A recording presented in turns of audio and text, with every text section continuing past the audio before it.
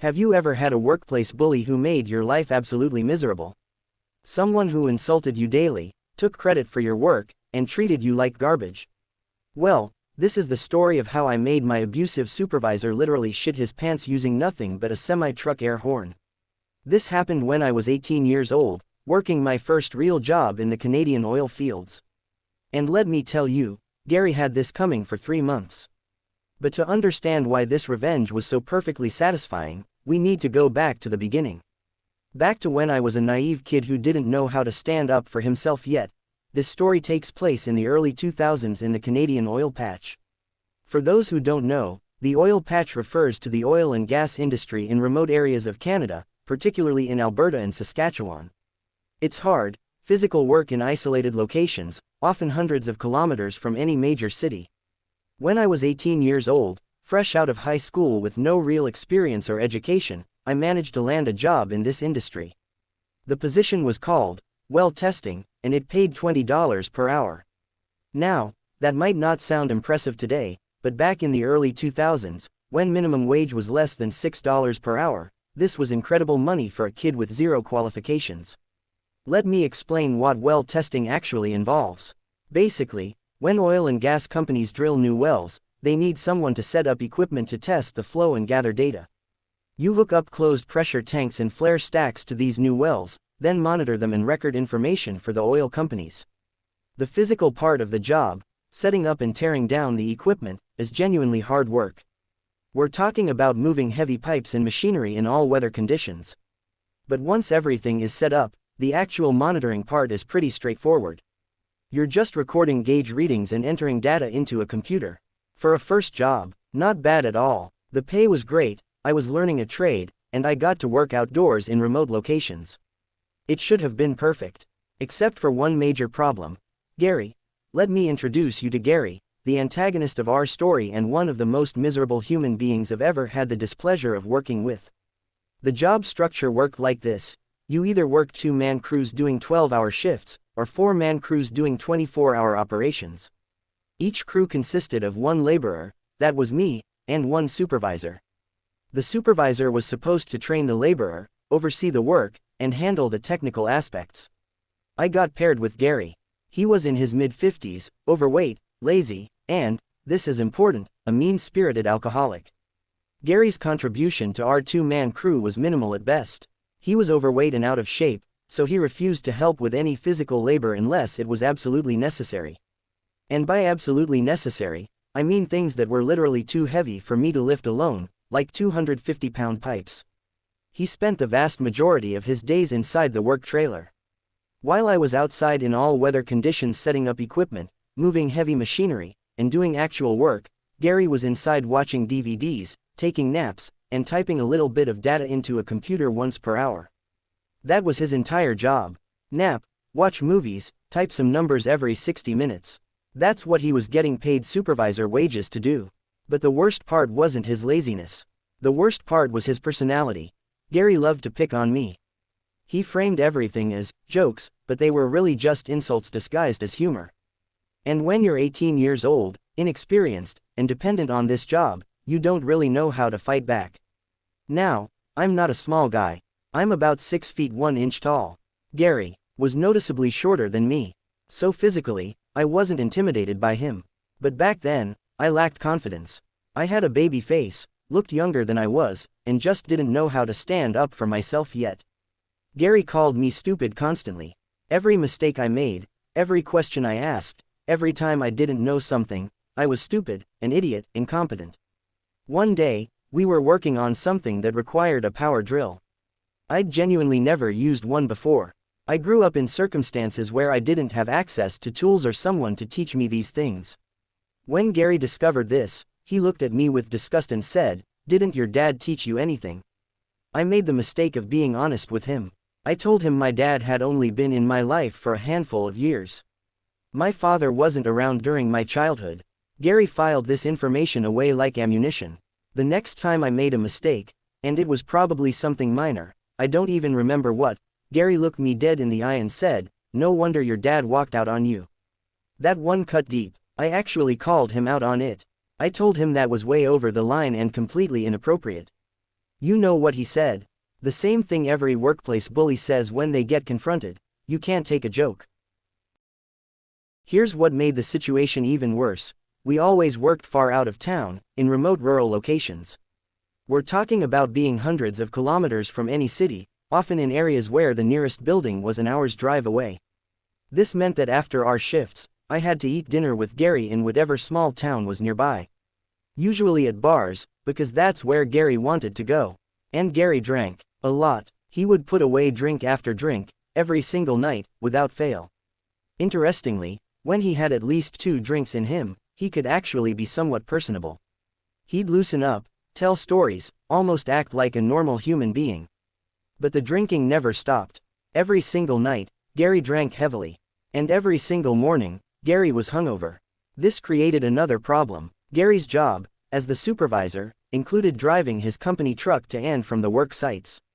The company paid him $1 to $1.10 per kilometer driven. And we drove a lot, anywhere from 100 to 350 kilometers per day, every single day, for weeks at a time. For reference, 100 miles equals about 160 kilometers. Gary was making significant money just from driving. Meanwhile, I got paid minimum wage for travel time. But here's the thing, Gary was always hungover in the mornings. He didn't want to drive. He was too tired, too sick, too drunk from the night before. So he'd tell me, "You're driving. I'm the boss, I'm telling you to drive." Then he'd climb into the passenger seat and sleep like, in his own words, a gin-bloated corpse, until we arrived at the work site. So let me get this straight. I was doing the physical labor, I was driving his truck, I was doing the actual work, and he was getting paid more than me to sleep and watch movies. I worked with Gary for 3 months.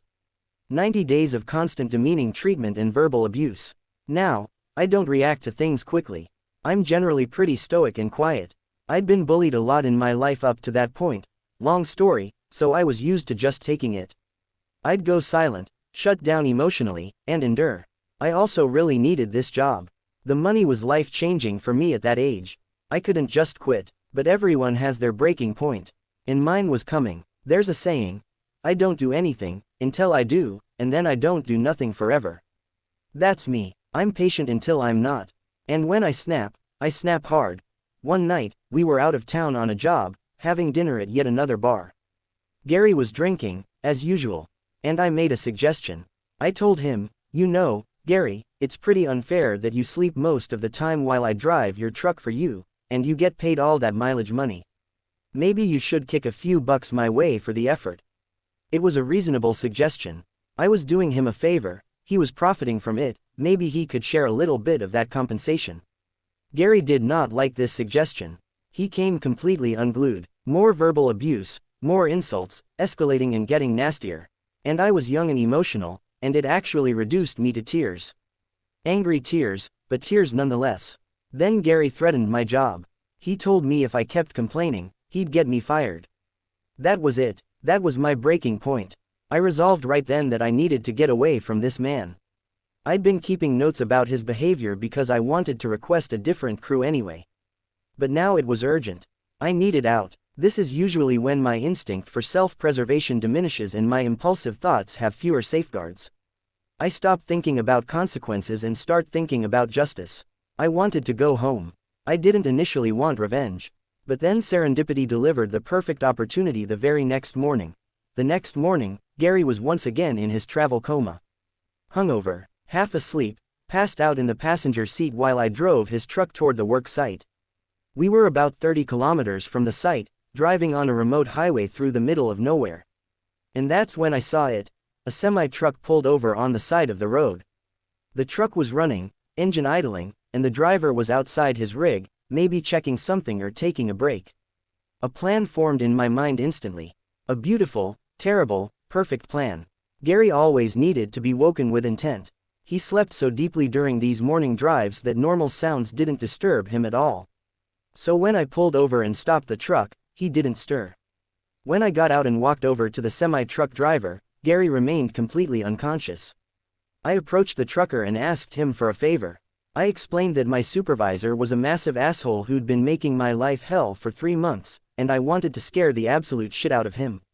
I asked if he'd be willing to help me out. The trucker, bless his soul, grinned and agreed immediately. Truckers understand workplace solidarity, apparently. Here's what we set up. I told him I'd maneuver Gary's truck so we were nearly bumper to bumper, facing each other. When I flashed my headlights, that would be the signal. He'd blast his air horn with maximum commitment, and I'd join in by honking our horn and screaming. The trucker got back in his semi-truck to wait for the signal. Gary, still sleeping off the last of his nightly whiskey, failed to notice when I carefully maneuvered the truck so we were parked directly in front of the massive Peterbilt semi, almost touching bumpers. I took a deep breath. I lit the beacon. The trucker of Rohan answered with his headlights flashing. And then, like the horn of Helm Hammerhand sounding in the deep, the trucker absolutely laid into his air horn. If you've never heard a semi-truck air horn at close range, let me tell you, it's deafening. It's designed to warn other vehicles from hundreds of meters away. Inside a small pickup truck, with the windows closed, it sounds like the apocalypse. I did my part. I honked Gary's truck horn gleefully and started screaming at the absolute top of my lungs. I cried bloody murder at maximum volume, yelling, "Fuck. We're gonna die." Like a battalion of bombers singing a chorus of fire, the glorious cacophony lasted less than a minute. But it was the most beautiful minute of my young life. When the sound hit Gary, he rocketed upward with such force that he literally dented the ceiling of the truck with his head. Good thing he's thick as cement, or that might have actually hurt. He shot up like he'd been launched from a cannon. And the reason he moved with such explosive force was because the amount of shit he rapidly expelled into his pants created a debt to his own bowels that lasted until his retirement. Yes, Gary shit himself, completely and thoroughly. The sound of his anguished howls was magnificent. It quickly segued from terror into confusion, then into rage as he started to understand what had happened. While he was still coming to terms with what I'd done, he couldn't even form complete sentences. He tried to choke out death threats, but his brain couldn't process fast enough to make his mouth work properly. I threw the truck in reverse and peeled out before he could decide to get out and make good on those threats. As I drove past the semi-truck, I gave the driver a wave. He was laughing so hard I could see his whole body shaking. I got about 10 meters down the road when Gary managed to form his first complete sentence. He yelled that he had dangerously high blood pressure and that I could have killed him with a stroke. Now, about 4 years after this incident, I went to paramedic school. So in hindsight, with actual medical knowledge, I can confirm that yes, he was probably right. Suddenly shocking someone with severe hypertension like that could theoretically trigger a stroke or heart attack. But at 18 years old, working in the oil patch with no medical education, I legitimately had no idea what a stroke even was. What would I have even done if he'd actually had one? Probably ignored him, like they did with Stalin. I would have just thought he was extra hungover or being lazier than usual by pretending half his body was paralyzed. I'd have assumed he was faking to get out of work. When he told me about his blood pressure and stroke risk, I started laughing.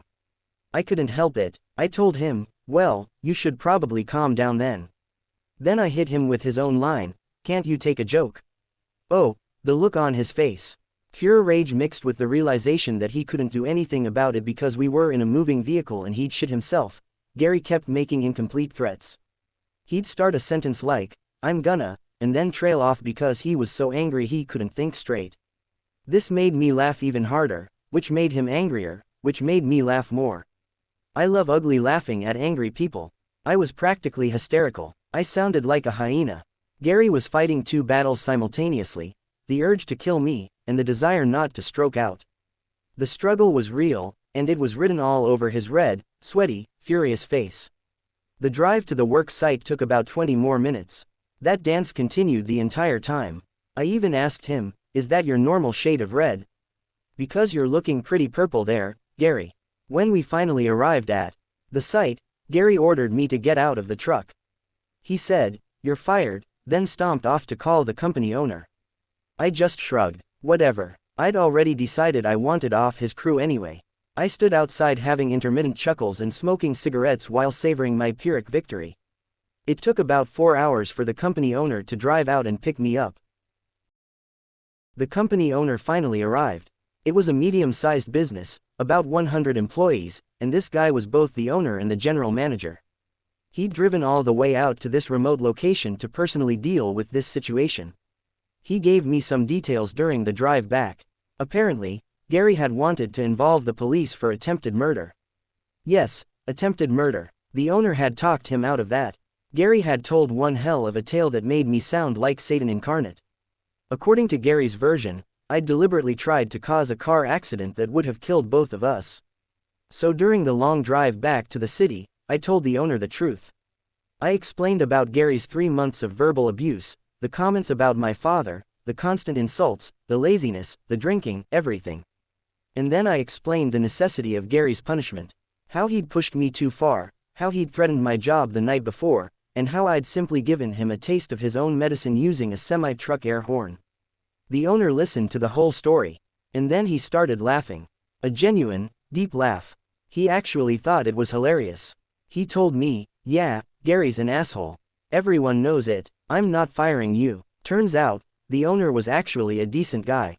He moved me to a different crew where I could work without a bully making my life hell.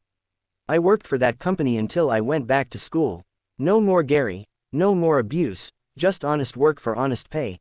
The story of what I did to Gary spread through the company like wildfire. In a workplace of about 100 employees, everyone heard about it within a week. I got some serious street cred with the rest of the guys. Apparently, everyone hated Gary, but no one had ever gotten revenge on him before. I became known as the kid who made Gary shit himself with a truck horn. It was glorious. Looking back on this story more than 20 years later, there are a few things I've learned. First, workplace bullies often get away with their behavior because people are afraid to stand up to them. Gary had probably been treating people like garbage for decades, and no one had ever really fought back. Second, sometimes the best revenge isn't physical violence or even getting someone fired, it's creative humiliation. Gary didn't lose his job, but he lost something more important, his dignity and his sense of power over me. Third, there are good bosses out there who will support you when you stand up to bullies, as long as you're telling the truth. That company owner could have fired me on the spot, but instead, he listened, understood, and moved me to a better situation. And finally, never underestimate the power of a semi-truck air horn. It's nature's perfect revenge tool. Would I do this again today? Probably not. I'm older, more mature, and I understand the actual medical risks involved. Plus, there are better ways to handle workplace harassment now: HR departments, labor laws, documentation procedures. But at 18, with no experience and no support system, this felt like the only way to get justice. And honestly, I still don't regret it. So that's the story of how I made my workplace bully literally shit his pants using nothing but a semi-truck air horn and a willingness to commit to the bit. Did I go too far? Maybe. Could I have handled it better? Probably. Do I feel bad about it? Not even a little bit. Gary spent 3 months making my life miserable. I spent 1 minute making him think he was about to die in a car accident. Seems like a fair trade to me. The best part, Gary never reported the incident to anyone outside the company. He was too embarrassed. He'd shit himself, dented the ceiling with his head, and screamed like a child. He couldn't exactly file a police report about that without admitting what happened. So he just had to live with it. Live with the knowledge that an 18-year-old kid outsmarted him, humiliated him, and got away with it. And I got to live with the knowledge that I stood up to my bully in the most creative, ridiculous, and satisfying way possible. Thanks, random truck driver, wherever you are. You're a legend. Oh, one more thing I should mention. I actually did end up going to paramedic school a few years later, like I mentioned earlier. And during my training, when we covered strokes and cardiovascular emergencies, I thought about Gary. I thought about how I could have actually killed him. How my stupid, impulsive revenge plan could have ended in a genuine medical emergency. And you know what? I still laughed. Because Gary was an asshole, and sometimes assholes need to shit themselves to learn a lesson. The end. So what do you think? Was this justified revenge, or did I go too far? Have you ever had a workplace bully who made your life hell? What did you do about it? Let me know in the comments. And if you enjoyed this story of creative workplace revenge, hit that subscribe button for more tales of karma and justice.